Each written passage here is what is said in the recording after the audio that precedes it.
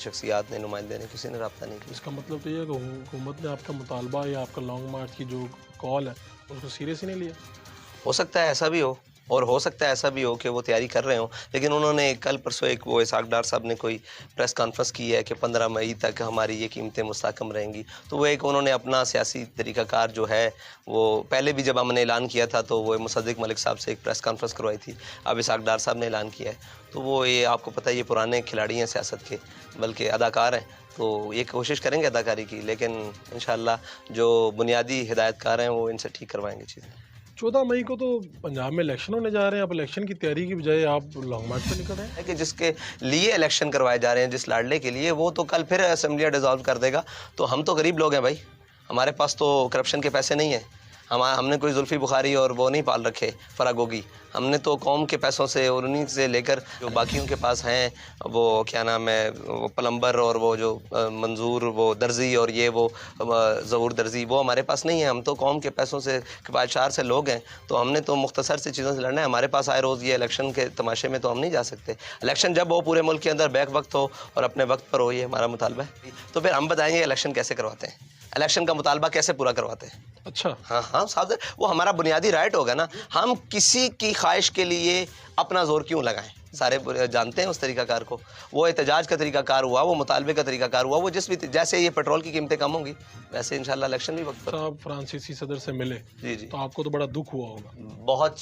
مطلب دکھ تو چھوٹی بات ہے یار، دکھ تو چھوٹی بات ہے کہ مجھے یہ بتائیں کہ یہ عمران خان سے ملنے کے لیے تیار نہیں، نواز شریف کبھی عمران خان سے ملنے کے لیے تیار نہیں ہے، جو بھی ان کے وہ لوگ ہوں جس نے نواز شریف کو جوتا مارا، وہ ہمارا ایک منور غازی صاحب بھائی ہیں، ان کو آج بھی اٹھا کر کوشش کی جاتی ہے کہ آپ دوبارہ نواز شریف کے حق میں بیان دیں کہ انہوں نے بڑا اچھا کام کیا ہے، یہ آج بھی کوشش کی جاتی ہے، پاکستان کے اندر تھانوں کے ذریعے ان کے گھر میں پولیس بھیجی جاتی ہے، وہ مظفر گڑھ کے رہنے والے ہیں، تو یہ ساری چیزیں کی جاتی ہیں، سیاسی طور پر ان کو ٹارچر کیا جاتا ہے، تو جوتے مارنے والے کی لیے اتنا کرتے ہیں، تو آپ نے کس نام کا کلمہ پڑھا ہے کہ آپ اس مطلب ملون سے جا کر بڑے خوش گپیاں لگا رہے ہیں، کم از کم آپ کو اتنی غیرت تو دکھانی چاہیے تھی، اگر بھائی کو جوتا مارنے والے کی اتنی غیرت ہے تو نبی کے بارے میں بات کرنے والے کے لیے اتنی غیرت تو ہونی چاہیے تھی کہ آپ اس کو کہتے کہ ہم اس سے ملاقات نہیں کرتے، لیکن اوپر سے لے کر نیچے تک جس نے سفیر ملک بدر نہیں کیا وہ بھی ویسا ہے، اور جو جا کر جفیاں ڈال رہے ہیں وہ ایک جیسے ہیں سارے ہمارے لیے، ہم اسی لیے تو نظر میں دونوں ایک سے ہیں؟ بالکل ایک جیسے ہیں۔ آپ نے یہ جیل کے تقریباً کتنے ماہ جیل میں رہے آپ؟ تقریباً کوئی بنتے ہیں جی 7 ماہ اور 8 دن، غالباً 9 دن۔ تو آپ جیل کیوں گئے تھے؟ یہ تو عمران خان صاحب سے پوچھیں، میں آپ سے جاننا چاہ رہا ہوں کہ وہ انہوں نے کیوں بھیجا تھا آپ کو؟ میں تو جنازہ پڑھانے گیا تھا، وہاں سے جیل گیا ہوں۔ ہوا کیا مطلب وہاں سے آپ کو گرفتار کر کے لے کے کیا کہا انہوں نے؟ مجھے کچھ بھی نہیں کہا، مجھے تو وہ آئے باہر تو میں روڈ پر ایسے گنے سیدھی کر لیں، اور اب آپ ویڈیو بھی موجود ہے، اور وہ پولیس والوں نے بھی شاید ان کو بتا کر لائے تھے، بقول ان جنہوں نے مجھے ساتھ بٹھایا تھا، انہوں نے کہا یار ہمیں تو بتا کر لائے تھے یہ وانا وزیرستان کا بہت بڑا دہشت گرد ہے، ان کو اس وقت تک نہیں پتا تھا جب تک میں گاڑی سے باہر نہیں نکلا، اور انہوں نے گنے بڑی مطلب تلخی سے سیدھی کی ہوئی تھی، تو میرے ساتھ یہ ڈرائیور موجود تھا، میں نے کہا اس کو گاڑی روکو، تو اس نے کوشش کی، میں نے کہا اس کو گاڑی روکو، گاڑی روکی، میرے پاس آیا وہ، میں نے کہا ایک بات کی، میں نے کہا بدتمیزی نہیں کرنی، کہاں چلنا ہے، کیا بات ہے، کہہ رہا آپ باہر آ جائیں، وہ سرفراز بگٹی تھا یا کیا نام تھا اس کا، بگٹی تھا ایس پی، باہر آیا، اس نے میرا یہاں سے ہاتھ پکڑا، میں نے کہا کہاں جانا ہے بھائی ادھر، اس نے کہا ادھر بیٹھے آپ، میں نے کہا بیٹھ گیا، بس اتنی سی بات۔ جیل میں کیا معمول رہا؟ جیل میں بڑی سختی رہی جی، جیل میں بہت سختی رہی، اور جیل تو پھر جیل ہوتی ہے، اور انہوں نے اپنا پورا تن لگایا، پوری کوشش کی کہ کسی طریقے سے مطلب کہیں یہ کوئی ایسا موڑ آ جائے جہاں پر یہ اپنا موقف چھوڑ دیں، اس بات سے پیچھے کیا سختی ہوئی ہوگی؟ یعنی میں جاننا چاہ رہا ہوں، لوگ دیکھنا ہر چاہ طرح رہے کی سختی ہوتی ہے جی جیل میں، آپ یہ سوچیں کہ باہر لوگ احتجاج کر رہے تھے، وہ اسی ماہ پر تھے نا کہ حافظ صاحب نے کال دی ہے کہ ہم نے سفیر کو ملک بدر کروانا ہے، اور نہ کیا تو ہمارے مطالبات کو پورا نہ کیا تو ہم اسلام آباد، تو ان کے ساتھ جو سلوک ہو رہا تھا اس سے کم تو ہمارے ساتھ بھی نہیں ہوا ہوگا، یہ تو آپ سمجھیں، جو ان کے ساتھ سلوک وہ آپ کی آنکھوں کے سامنے، مگر ہر طرح سے کوشش کی جائے کہ اس مطالبے سے پیچھے ہٹ جائیں، اور اس طرح کے مطلب ہر چیز۔ کیا آپ پہ تشدد بھی ہوا؟ تو یہ ساری چیزیں حصہ ہوتی ہیں جیل میں؟ تحریک کا حصہ ہوتی ہیں، نہیں، وہ جیل میں ہو یا جیل سے باہر ہو، وہ ساری تحریک کا حصہ ہوتی ہیں۔ لیکن وہاں پہ تو آپ کو ایک جو سیاسی قیدیوں کو جس طرح سے رکھا جاتا ہے ان کو اچھا کھانا ملتا ہے، اچھے معاملات ہوتے ہیں وہاں پہ، مناسب عام قیدیوں سے بہتر۔ نہیں، ایسا بالکل بھی نہیں تھا میرے ساتھ، میں رمضان کا مہینہ بڑی مشقت اور بڑی مشکل میں گزارا ہے، اور صاحب ظاہر ہے جہاں میں بند رہا ہوں، کاش کہ وہاں کوئی ایک ہفتہ تک رکھیں تو پھر ان کا سافٹ ویئر اپڈیٹ ہوتا ہے یا نہیں، یہ ہم دیکھیں گے. اور میرے سیل میں دوسرا فرد بھی کوئی نہیں تھا اور میں اکیلا تھا، قید تنہائی گزاری ہے میں نے. تو بہرحال یہ اپنی فیملی سے ملتے تھے آپ؟ میرے بھائی کو میرے ساتھ 2 مرتبہ ملوانے کے لیے لایا گیا، صرف 2 مرتبہ. محمد انس صاحب کو ایک دفعہ شاید غالباً چھوٹی عید پر اور ایک بڑی عید. وکیل سے تو ملتے ہوں گے؟ وکیل بھی نہیں رہے میرے ساتھ.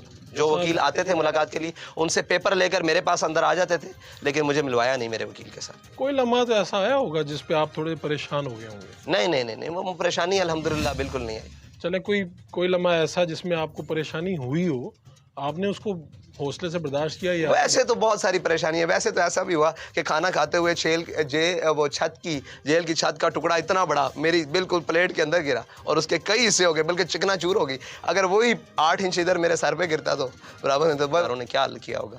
آپ تو بڑے اہم قیدی تھے، آپ کو بڑے اس وقت کے جو کرتا دھرتا لوگ سے ان سے ملوایا جاتا تھا. جی کیا کہتے تھے وہ کرتا دھرتا؟ وہ کرتا دھرتا لوگ یہی کہتے تھے، ڈراتے تھے اور خوف دلاتے تھے، اور بس وہ جیسے ان کا کرش کر دیا ہم نے ہر چیز اور زیرو کر دی ہے، آپ کی کوئی حیثیت نہیں ہے. مطلب کئی تو لوگ بیچارے، اب تو وہ بیچارے ہیں نا جی، وہ اس وقت بھی میں ان کو بیچارے کہتا تھا کہ یہ غلط فہمی میں ہے، کیونکہ وہ مجھے آگے کہتے تھے اچھا امیر صاحب چھوڑیں، امیر صاحب تو آپ رہے بھی نہیں، آپ کو کیا پکاریں. میں نے کہا چلیں آپ کچھ بھی پکار رہے ہیں، میرا نام تو رہے گا نا، مرحوم مرنے کے بعد ہی ہوں گا، ابھی تو ساتھ ہوں. تو ایسے بھی کرتے تھے. تو آپ کسی حیثیت میں رکھے، اور رات لیٹ نائٹ یعنی کہ بہت ساری دیر میں مجھے اتنے بنڈل دے کر جاتے تھے FIRs کے کہ میں پڑھوں اور وہ دیکھوں، اور وہ سار کالعدم کے پیپرز، اور ساتھ میں آپ کے بھائیوں پر، رشتہ داروں پر، شورا پر، آپ کے کارکنوں پر وہ اتنے بنڈلز FIRs کے. یہ تو 1-2 FIR دیکھیے نا، اگر کوئی ہمارا ریکارڈ نکلوا کے دیکھے تو اس کو پتہ لگے FIR کہتے کس کو ہے. یہ تو 12-14 نہیں، اتنے بنڈلز صرف FIRs کے دیتے تھے. تو میں نے بھی اٹھا کے نکر میں ہی رکھے ہیں، پڑھے نہیں ہیں. اب وہ یہ کریں گے، اب وہ یہ کریں گے. صرف یہ نہیں، باقی لوگ بھی جو مطلب تھے ان کے ساتھی اور ہم نوا اور اوپر نیچے اور باقی بھی جو انتظامیہ حکومت کے لوگ، وہ بھی یہ ایسی باتیں کرتے تھے، لیکن وہ وقتی طور پر فیل ہوتا تھا، لیکن پھر اس کے بعد ہوتا تھا کہ یار کیا ہو گیا، کوئی بات نہیں. خوشگوار ملاقات بھی ہوئی کوئی؟ نہیں، ان سے کبھی خوشگوار ملاقات نہیں، کبھی نہیں. کیونکہ ماحول ہی خوشگوار نہیں تھا. ماحول ہی دیکھیں آپ، میرے تو وہ بھائی ہیں جن کو شہید کیا گیا، میں تو ان کے ساتھ ایز اے ورکر بھی کام کیا نا. میرے کولیگ بھی، میرے ہم نوا بھی، ہم قدم بھی، ہم رکاب بھی، وہ سارے لوگ تھے جن کو میں واپس آیا تو وہ نہیں تھے دنیا میں. میں ان کے ساتھ ایز اے ورکر بھی کام کیا. ان کے اندر تو آپ کو نہیں پتا تھا کہ ایسا؟ نہیں، ایسا نہیں، مجھے اندر نہیں معلوم تھا، بالکل کچھ نہیں پتا چلا. کتنے تھوڑا سا ہلکا ایک انس صاحب جب ملاقات پر آئے تو انہوں نے مجھے تعویل بتائی سٹوری کہ بھائی وہاں تو باہر تو قیامت گزر گئی ہے ایک ہمارے اوپر. تو آپ کی جو ملاقات باہر ڈرانے کے لیے تو کوئی اندر کے بھی جو سرکاری لوگ تھے وہ کہتے تھے آپ کے بھائی کو بھی شہید کر دیے. اچھا، یہ بھی کہا؟ جی بہت دفعہ کہا آپ کے بھائی کو بھی شہید کر دیا، آپ کے گھر والوں کو پیچھے گاؤں بھیج دیا. آپ کو کیا لگا، یہ سچ ہے یا کیا؟ میں کھانا کھا رہا تھا شاید، جب مجھے یہ کسی نے بات آ کر کی، اور یہ اس طرح کی بات تو یہ اچانک ہوتی ہے نا بات کہ آپ کے بھائی کو بھی شہید کر دیا.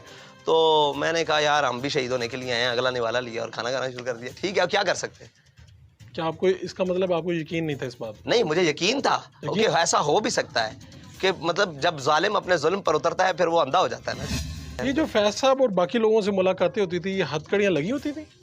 ہاں، نہیں میرے خیال سے ہتھ کڑی شاید غالباً نہیں، ہتھ کڑی نہیں لگی، کیونکہ مذاکرات نہیں، ہتھ کڑی جماعت کی صرف اس موومنٹ کے لیے 52 شہادتیں ہیں. تو جس نے شہید کیا مجھے اس کے اوپر زیادہ اس سے نفرت ہے. تو اس کا مطلب ہے کہ اگر آپ کے پاس بھی کبھی حکومت آ گئی تو آپ ان لوگوں کا احتساب کریں گے؟ ان لوگوں کا احتساب کریں گے. ایک دفعہ سامنے تو بلاؤں گا کہ تم نے ظلم کیوں کیا تھا، پوچھوں گا وجہ ظلم.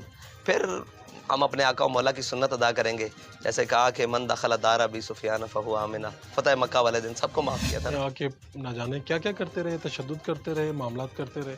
یہ خبر نہیں ملی آپ؟ کس کے اوپر؟ پولیس کے اوپر.